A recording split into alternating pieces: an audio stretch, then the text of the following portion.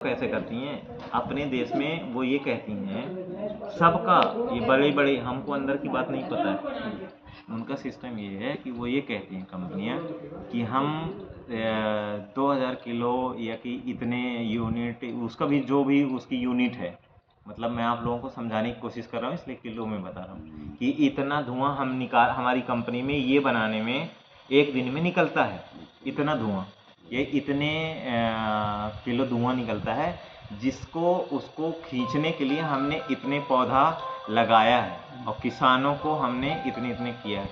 और जबकि वो मतलब कोई भी कंपनी इस तरीके में तो करती नहीं, और करती होगी तो वो होता है पेज में होता होगा। और कार्बन को एक ऐसी भी चीज़ें हैं कि कार्बन के लिए हम क्रेडिट करवा रहे हैं, मतलब उसको खींचने के लिए पौधे लगवा रहे हैं किसानों को, और किसानों को उसके बिहाफ में कार्बन का पैसा मिलता है, कार्बन क्रेडिट बोलते हैं। समझ रहे हो ना? मतलब एक पौधा अगर 1 किलो कार्बन को अपनी तरफ अवशोषित करता है तो 1 किलो का पैसा कंपनी देगी, इतना बड़ा पौधा, जितना लंबाई चौड़ाई। उसी तरीके में कार्बन को सिक्वेस्ट करने के लिए भविष्य में बहुत आवश्यकता पड़ेगी। समझ पा रहे हैं? तो अब पहले के जो हमारे व्यक्ति मतलब ये थे, पूर्वज थे, वो पूरे तरीके से वैज्ञानिक थे।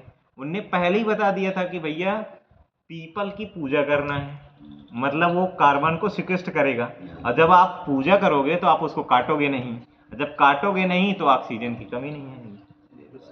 सही है? सेम बरगद का, सेम आपका बम्बू की बात हो रही थी, बांस की।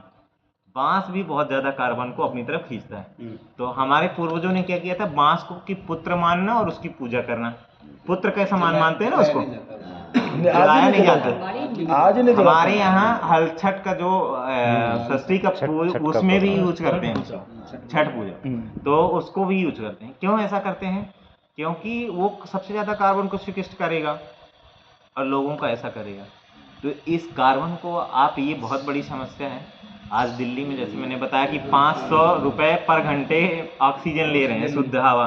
तो अगर हम गांव में हो के अगर ऐसे काम को आज नहीं, ये कि जितनी चीज़ों का उपभोग कर रहे हैं ना हम, अपने जो हमारे दादा पिता और जो भी बड़े बुजुर्ग रहे हैं और जो हैं, इनकी लगाई हुई चीज़ों का उपभोग कर रहे हैं। अभी की जनरेशन, अच्छा बताओ, अगर अपने गांव में 200 लोग हैं या 2000 युवा हैं, तो अभी तक क्या ही बनाया होगा, मतलब 200 बच्चे बता दो जो इनने पौधे लगाए हों। तो मेरा यही निवेदन है कि आप लोग पौधे के ऊपर भी योजनाओं को बनवाओ और लिखवाओ और पौधारोपण भी करो। और उससे दो आपको, अगर मतलब खेत ऐसी जगह है जहाँ पे ऊपर पहाड़ी है, वहाँ पे मतलब वानिकी पौधे लगाओ, जहाँ नीचे है वहाँ फलदार वृक्ष लगा के उसका बेनिफिट लो।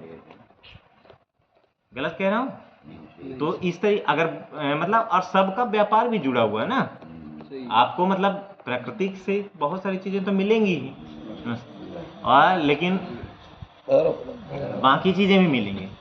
यादव जी गलत बोल रहा हूँ? नहीं, सही बात है।